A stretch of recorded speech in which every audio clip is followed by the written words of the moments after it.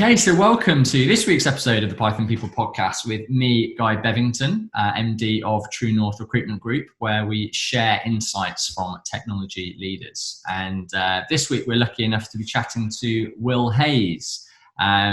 Will, thank you very much for joining us today. How are you on this wet, miserable Tuesday? How's things going? Thank you very much for inviting me, Guy. I'm very good. The rain was hammering against the window about half an hour ago, but it seems to have dried up now. How are you? Yeah, I'm good. Yeah, it's better than snow, to be honest. I was just quite relieved that I could actually, because I work up I'm actually in the house at the moment because the internet's being a bit interesting up there. But I work in an office at the end of the garden, and I'm just relieved that I can actually leave the house without fearing for my life and slipping over on the patio on the sheet ice that was there. So I'll take the rain over the snow. But no, I'm good. I'm very good. Thanks, mate. Not too bad at all. So Will, thank you for being here. And I guess just to kind of frame the episode, people want to know where we're going to go with this. So firstly, by way of introduction, you are the head of engineering for Iwoca, a fintech business, which I'm sure we'll go on to cover in a bit more detail.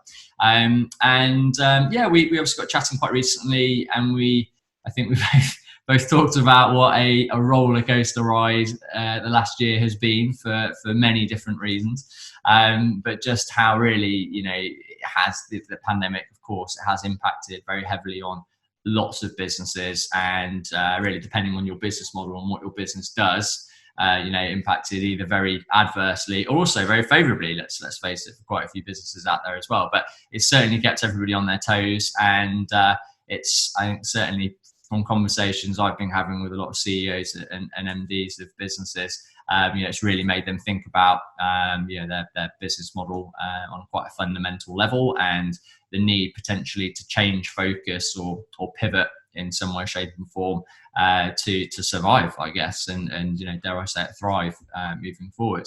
We thought, we started talking about some interesting developments within Iwoca and how you personally navigated the last 12 months as head of engineering. So we thought, let's get together, let's do a podcast on it and share a bit of insight and see if there's any kind of key threads and core themes that come out as a result of it. So I guess before we kind of get into all that, I'd like to invite you, if you'd be so kind, just to tell us a bit about yourself, your career bio to date, and we can go from there. Yeah, cool. I'm Will, head of engineering at Iwoca, which is a fintech company that gives loans to small businesses.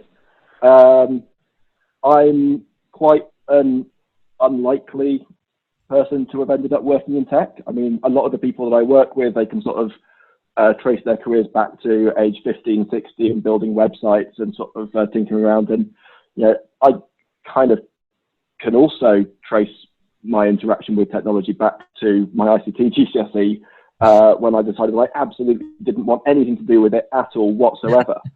So I then embarked on an engineering degree, which I also wasn't a massive fan of. Wound up, I studied bioengineering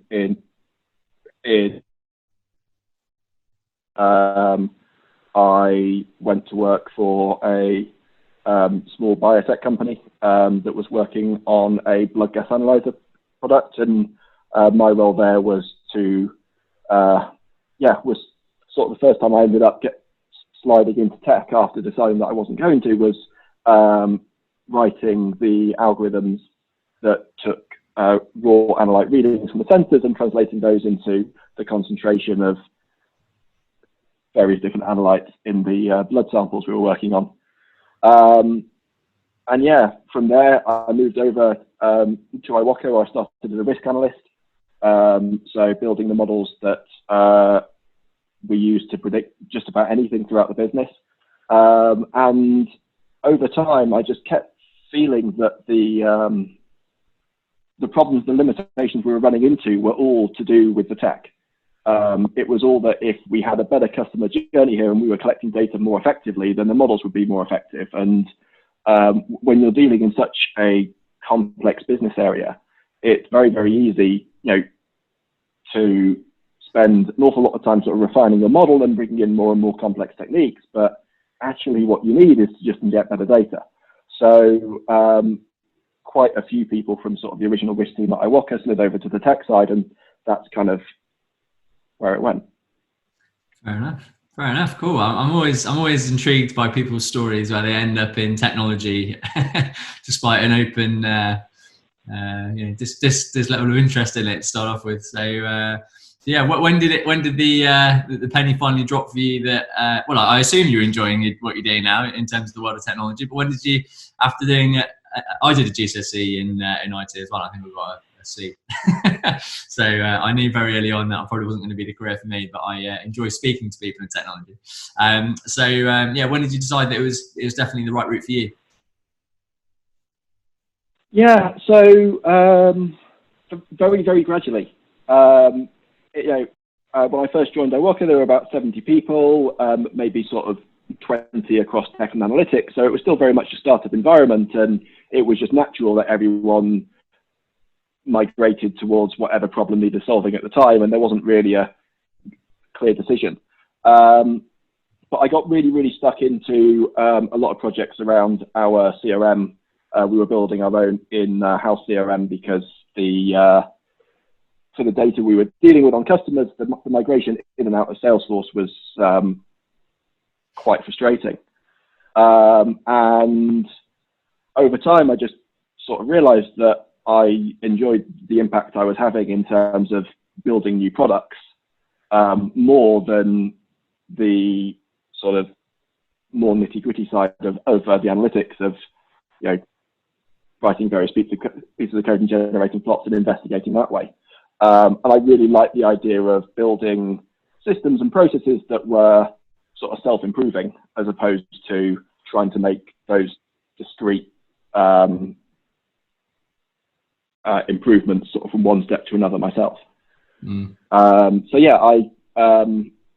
started off with this project to get rid of our Salesforce integration, and ended up leading the project and then sort of building a team around there, and from there went on to take over responsibility for sort of the entire platform we have and everything that we're doing.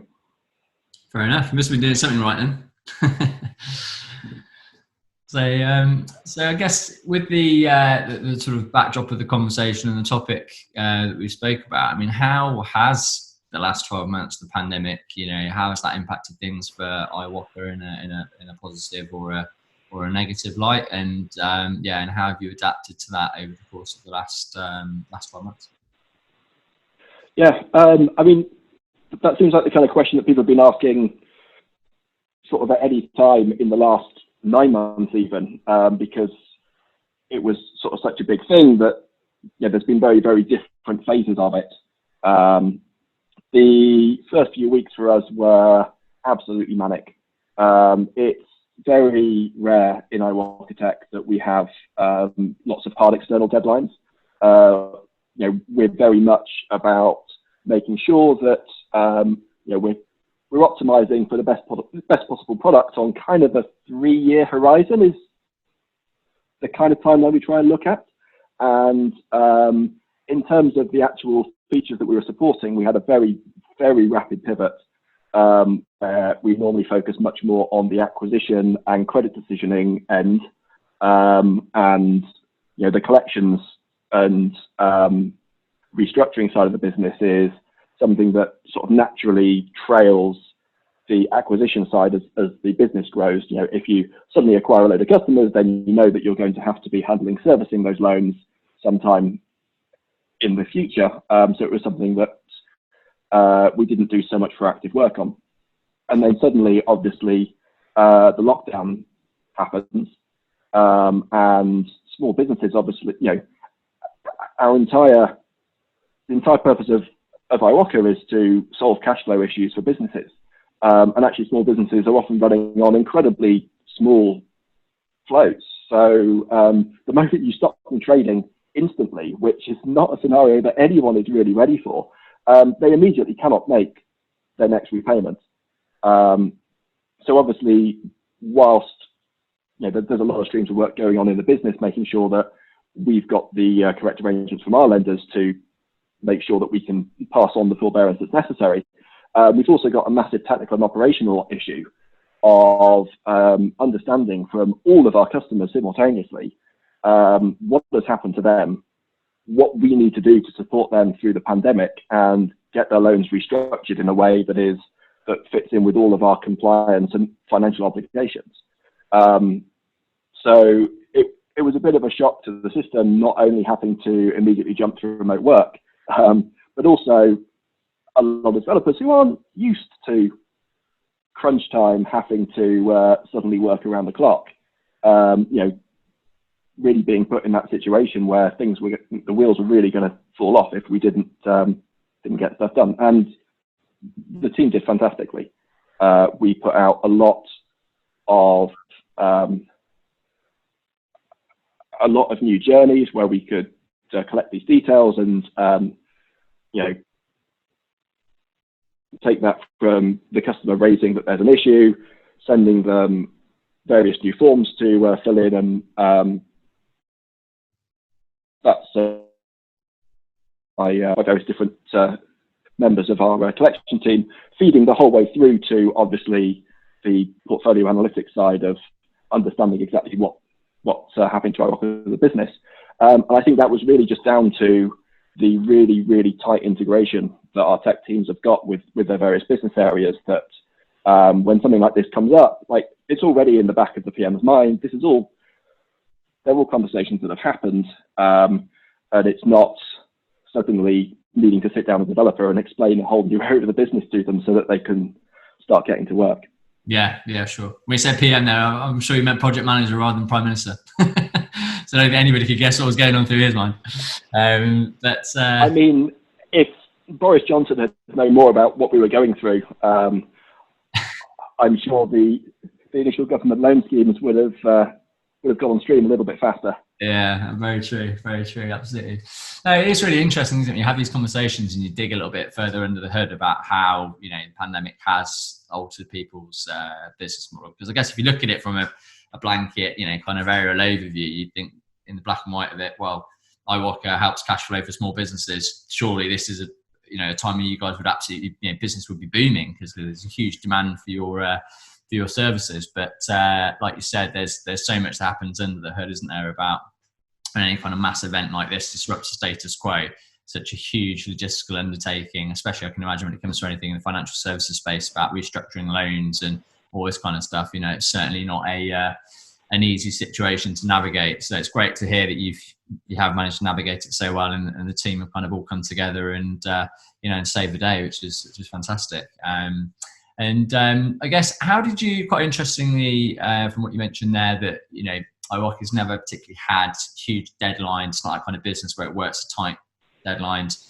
How do you then, as a manager and as a leader in technology, how do you adapt to that, and how do you kind of lead and manage people in the team that have never been used to necessarily working in this way to this sort of real period of transition where there is a tight time frame, there's a tight deadline? Is there anything you can share that you sort of helped essentially on that journey? I think for the first thing really is to just avoid the situation as much as possible. I'm all for having highly ambitious objectives in sort of the normal line of work, but having an absolute hard deadline I think is always going to be damaging to the quality of the product you're delivering. What's going on is so complex that allowing yourself to be in a situation where something can come up at the last minute and you just need to shove it under a rug isn't going to be good for anyone in the long run. I think it's obviously something that we'll have to handle in our normal course of business more and more going forward. We've got a massive emphasis right now on integrated finance and allowing partners to offer our products within their own platforms using our APIs. So obviously we're having many more projects that are spanning not only across Iwoca, but partner companies and having to work quite closely with them. When it happens, I think it'll probably be a theme for sort of a lot of my answers in this podcast, is I really think it just comes down to ownership. The more that the leader of the team and the people within that team understand and really, really feel that they own the problem and the solution, then it's not something, it's not something you're asking them to do. It's just an evolution of what their job has become. And obviously you can't allow it to go on forever. When these things happen, you need to sort of look at why this event of incredibly intense work happened and how you can restructure things afterwards to make sure it doesn't happen again. But there's not time when these things kind of come to have sort of a conversation about who needs to pick up the pieces and stuff like that. So it's just about every team really believing in what they're building and the services that they're providing to the respective business area, make sure that you don't leave it going on for too long and that you solve the fundamental issue. Yeah, absolutely. That's a really good point. And I think in a way, it's quite a nice indicator of probably what is a very was a very healthy culture within the team before, that if people are prepared to, because one of the things I've been quite impressed with, certainly dealing with people, internal colleagues within True North since this whole situation's happened, is that you do get a sense with good people, that really bought into the mission and the journey. They want to help, they want to take a level of ownership. They want to be playing a really influential role in, helping the business through these kind of tricky times. And I think it is a testament to those businesses that have got a good culture where people do feel bought in, engaged, part of what's being built. Because I'm sure, in fact, I know for a fact there's been other businesses out there where they probably haven't had that culture, and obviously something like this comes along and totally blindsides everybody, and it's a real disruption to the status quo, and then will start falling off because people for the first time, they maybe didn't necessarily have that level of ownership, autonomy before, and now they're in a situation whereby everything's going crazy and they're not sort of stepping up to the mark and delivering. So I think that's a really good point around the ownership piece, and I think that's a really key point on a lot of successful leadership and management, really. But is there anything that you think leaders should be aware of? If, let's say, you're an engineering manager in a business which is very heavily pivoting, due to the current market conditions, is there anything that you can sort of share from your experiences that you should be aware of as a leader when asking people to to pivot quite heavily from focus A to focus B? I think that's probably something that we struggle with a lot at Iwoca this time around, because with this sort of pivot in what our main objectives were, we very much, for reasons beyond our control, it came along from the lines of we understood all the things that we've been aiming for before, that where the value horizon where we'd actually be able to execute these from a business perspective suddenly jumped a year. But it took a really, really long time to fill that gap with, well, actually what the new short-term objectives were. Because after this initial sort of crisis point, we're obviously then in a situation where, our core product, due to the government guarantee schemes, becomes far more difficult to sell in the market.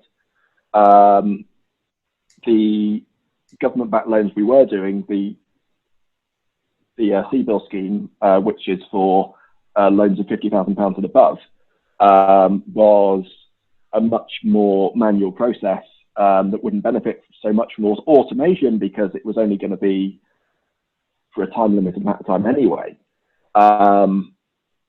So there was this point immediately after this crazy sprint that we found ourselves very much flat-footed and thinking like, well, actually, what's it all for? We've been building this platform that can do all these things, and we were about to finally realize all the value of the stuff that we've been building over literally the last several years. And the pandemic caused all of that into question.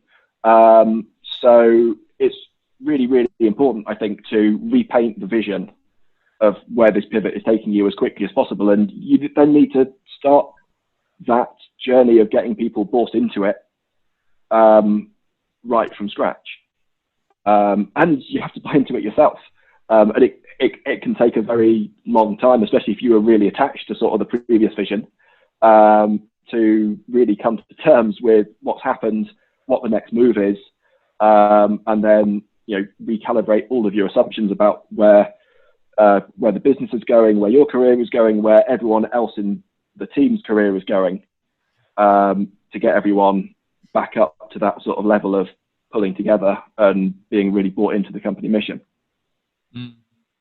Yes, yeah, absolutely. I can imagine it's as big a job for the leadership as it is people in the team, isn't it? To kind of be fully clear on exactly what it is you need to do, and like I say, also be really enthusiastic and passionate about it yourself. And you know, I can certainly see, you know, how disheartening it can be, quite frankly, to have spent so much time building something that, you know, you wait and see come through to fruition, and you know, an event such as this happens and totally blindsides everybody. But I guess the overriding thing of good leadership, clearly, that you're displaying here is, you know, come rain or shine in a good market or a bad, or whether you're pivoting or not, you clearly have the ability to lead engineers to build really quite highly complex products. And as a head of engineering, is there do you use particular frameworks or particular tools, or anything you can share around how you guide a team of engineers and technical professionals to go about this process of building a highly complex technical product and ultimately delivering it? Yeah. So, I mean, one of my greatest personal flaws is that, generally speaking, my approach to building things is pretty chaotic. I don't have rigid structure, and it's not something that I'm particularly good at putting in place. So the most important thing to me is that my teams have autonomy to come up with their own processes and structures around the specific problem they're trying to solve. And I think that can be expensive because lots of people are sort of thinking about the way to do things. You can't just join the company, pull a way of working off the shelf and get to work. But it does avoid all of the really embarrassing moments when you sort of realize that someone's been a slave to a process. They're doing something which, if they just sort of stepped back and looked at the problem, they'd realize that they were sort of wasting their time on filling in this form or going through this ceremony. So I really encourage the leaders of all of the teams to really understand where they fit in with the business, what's important, and then, you know, take basic agile principles and examples of how different frameworks would implement them and come up with their own homebrewed version of something that suits exactly their problem, exactly the scale that we're at right now. Because, you know, I think one of the biggest mistakes that people will make is to look at how Google or Facebook or Apple are doing something, when really what they have is a very carefully fine-tuned process to work at the scale that they're at. When actually, you know, every time you take someone out of a team, the communication problem becomes twice as easy. You know, all of these processes really are for coping with throwing more and more people at a problem. And I think it's really, really important to acknowledge what level of scale you're at, what level of scale you anticipate being in the next year, and not to go overboard on your ceremonies and processes so that you can properly tailor something to the people you've got and the team you've got. And then, yeah, the next important thing is that the leaders of the team have got to feel fully responsible for not the products that they're shipping, but the degree to which they solve the business problems. So they need to be really, really tightly integrated. They need, you know, they're not letting someone else in the business fully design something and then spit out a technical spec of I need a tool that does this. They need to be a partner in there, really helping to shape the business processes and converting them to our understanding of it, which means that now from a tech team's perspective, we can be very, very confident in creating sort of new flows and new products without having to constantly go back to the business teams that are responsible for them, because all the business requirements are encapsulated in the code. You don't have to interview someone to understand it. You go and look at what our platform needs to make a credit decision, and it's all there because everything is automated. There's very, very explicit manual overrides that go into the process, but you don't need to suddenly go back to a credit analyst and say, so how do I get from application to loan? Because it's all there, fully incorporated within our code base. Yeah, that's a great point. And I mean, that's something that just from a recruitment perspective, when we're speaking to candidates and understanding, I guess qualifying them ready for kind of relevance and suitability for roles, it is one of the key things that we will assess is how well does that person, or how well have they demonstrated, what they're doing and actually how it impacts on the wider business problem.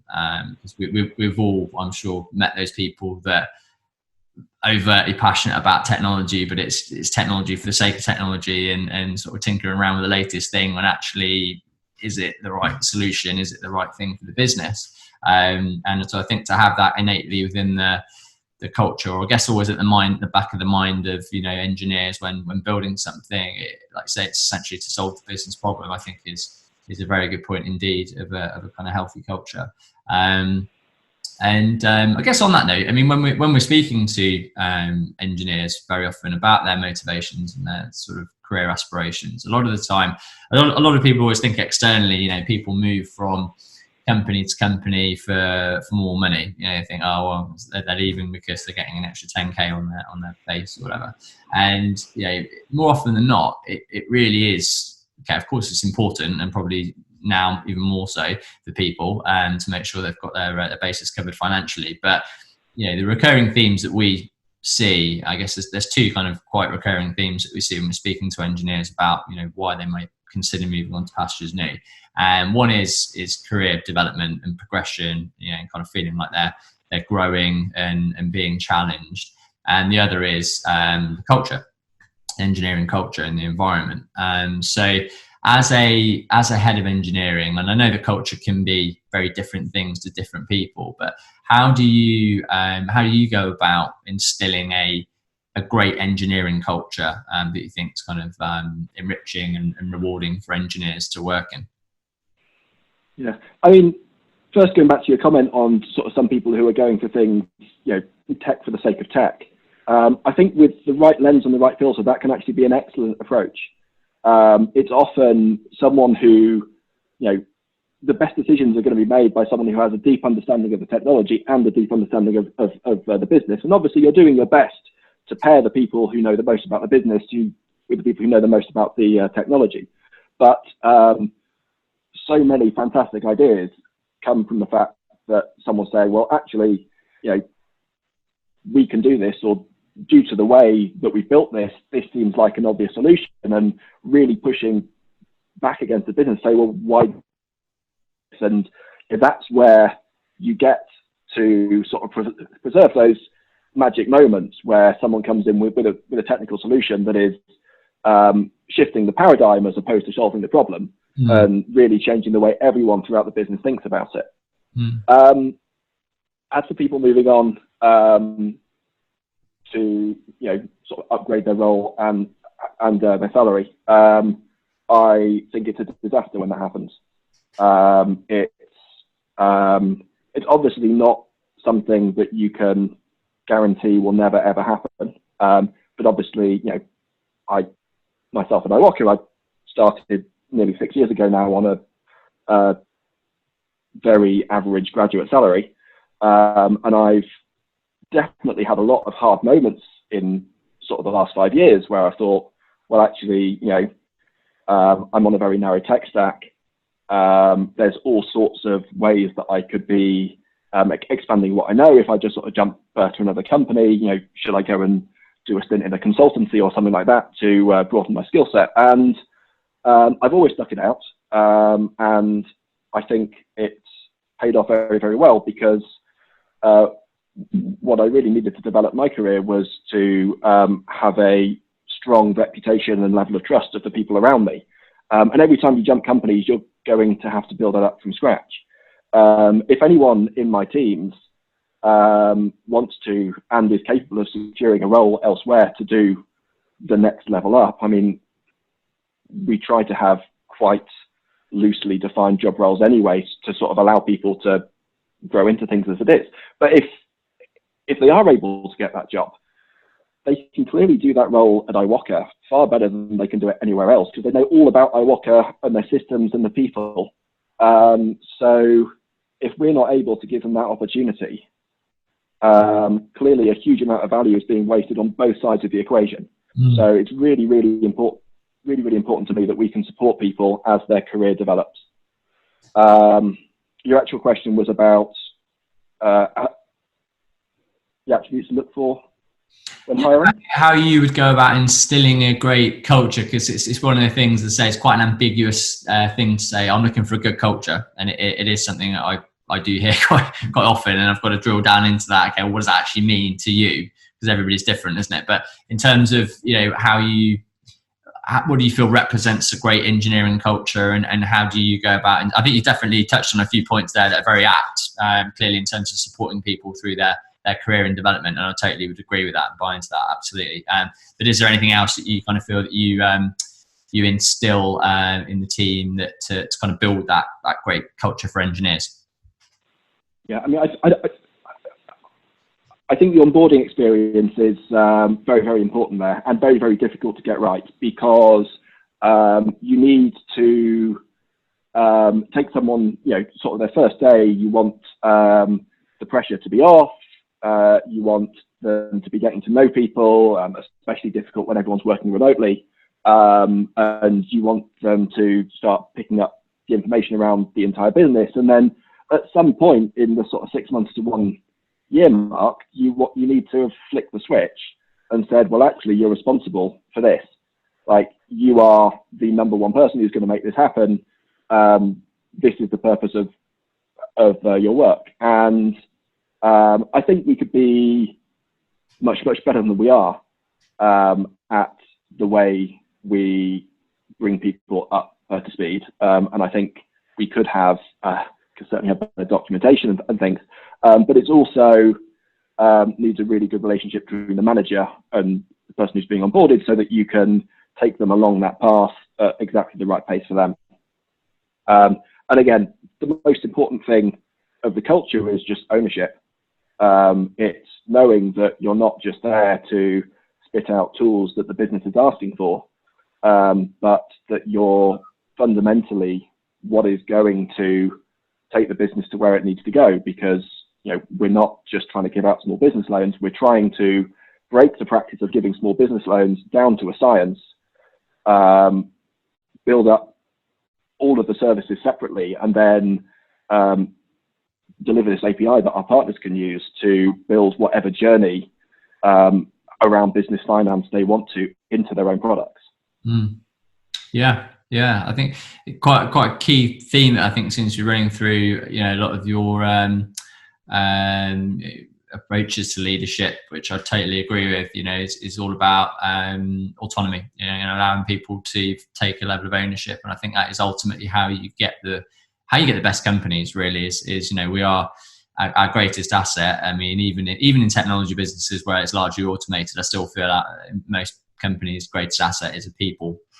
And you hire people for not necessarily doing a job, but what they can bring to the table. And I think the difference between people when they're fully engaged versus when they're not, is absolutely massive in terms of the output of what it means to the business. But I think the ability to get somebody to that point of engagement is massively around, their ability to have that level of autonomy. And I'm a big fan of, I don't know if you've heard of Dan Pink, but he's kind of a businessman, business psychologist, and he always talks about the three most important things that people are looking for are autonomy, mastery, and purpose. And I always try and have that very much in the back of my mind. When again, I totally agree with you about the onboarding process. I think that's absolutely key as well, and even more so in these times we live through now, where everybody's pretty much being onboarded through a Zoom call, which is pretty crazy. But on that note, I mean, how have you had to onboard somebody in this new guise, and how have you found that in terms of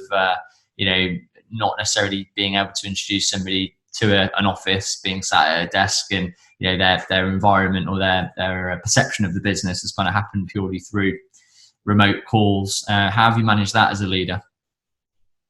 So we've not onboarded a huge number of people fully remotely. We're just sort of kicking off our hiring again now. But in the sort of first lockdown, when everyone was working flat out, we cut the recruitment process because we simply didn't have time to manage that on our side. And it's actually been really, really interesting watching the team mature without any new people coming in.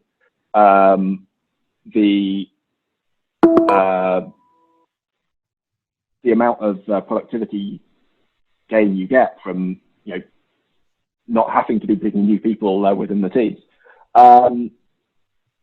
We obviously did have a few new starters when the lockdown started, so people who'd been in the office for 1, 2, 3 months, and it was just really difficult. Not only did we have to go remote, but it was people working absolutely flat out, and all of those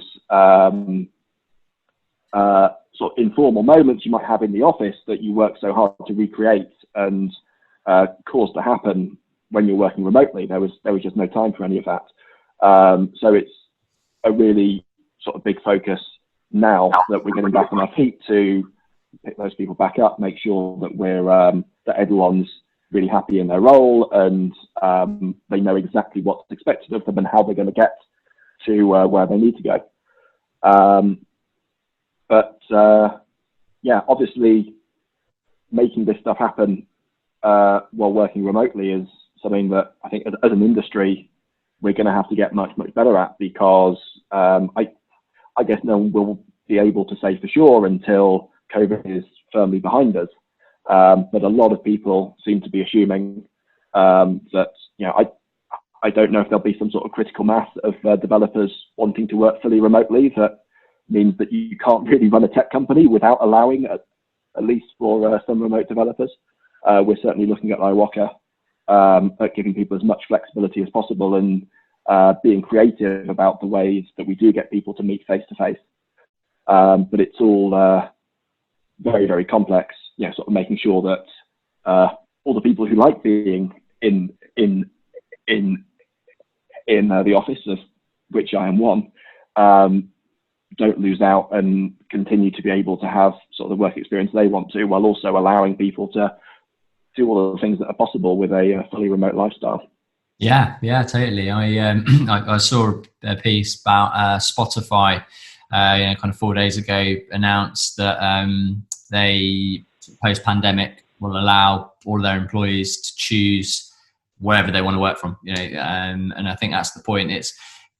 I think a lot of people are worried about, I don't really want a fully remote working environment, and I certainly don't either. I massively enjoy interaction, face-to-face interaction with colleagues and customers, and I couldn't think of anything worse than being fully remote the whole time. But I think everybody's different. Everyone's got a different set of circumstances, and it's just about creating an environment that's inclusive, I guess. But it's that kind of hybrid, isn't it, between giving people flexibility should they need it, but also a place where, I don't think you can ever fully replace the magic, the spark that you get of having like-minded people, driven towards a common goal, sat together in a room, bouncing ideas off each other. I just think it's a very difficult thing to replicate. But certainly the onboarding process it's going to be a really fine art, I think, as to how companies get that right in sort of impressing the culture of the business upon individuals when it's just done via a Zoom call versus actually going in and seeing the whites of people's eyes. So interesting times ahead on that front, absolutely. And I guess just to sort of close off, for the last question I'd like to ask around, Iwoca's clearly played a hugely influential role in this pivoting process that had to happen as a result of the the pandemic. But how are you feeling about the landscape and the kind of world of fintech in general at the moment as we sort of enter further into 2021? How are you feeling about it? So I'm super excited. There's lots of new ideas for products that have maybe not been had, but have become much more important as we've seen the effect of the pandemic on various small businesses. Lots of focus on what happens, certainly just from a lending perspective, when something like a lockdown happens. How do you give businesses the cash flow liquidity they need without it being a noose around their neck if things suddenly go wrong? So lots of focus on B2B payments. So we've launched Iwoca Pay last year, which allows businesses that are selling to other businesses to offer payment terms to their customers. So I mean, during the lockdown, one of the things that causes the money to stop flowing instantly is that everyone stops paying their invoices because they can't afford to. And this, means that you knock out that. There's all sorts of solutions to making sure that you're correctly adding liquidity to the process in the right way. And then also, thinking about more creative ways to manage repayment schedules for loans, so that if the business isn't earning, they're not due any repayments, which is obviously what you have to do anyway. I mean, if someone owes you a lot of money and they can't pay, that's your problem, not theirs, really. So looking at how we can implement revenue-based repayments, even though a business might have multiple streams of revenue, and using technologies like open banking to understand exactly what the nature and state of the business is and managing that flow. So I think, there's loads of really exciting things just in that small region of fintech that have really been given a kickstart due to the pandemic. I'm glad you're kind of landing on that side of the glass half full side of things, and I'm the same. That I think change, inherently as people, we're not we're never programmed to love change, are we? To sort of go away from the status quo and our kind of day-to-day lives and business models and all these things to be affected. But I am a firm believer of times of change present huge opportunities, and I guess that's the way that we have to look at it, really, because there's no other way of looking at it. I think those businesses that see it that way, like glass half full, and there's always scope for improving on things and pivoting in a positive way, I think we're the ones that will survive and thrive, and those, unfortunately, that aren't able to navigate a path through and find their way out of the woods and be able to successfully pivot with that opportunity, I guess won't, fundamentally. But fingers crossed, Iwoca continues to go from strength to strength. It certainly seems like there's a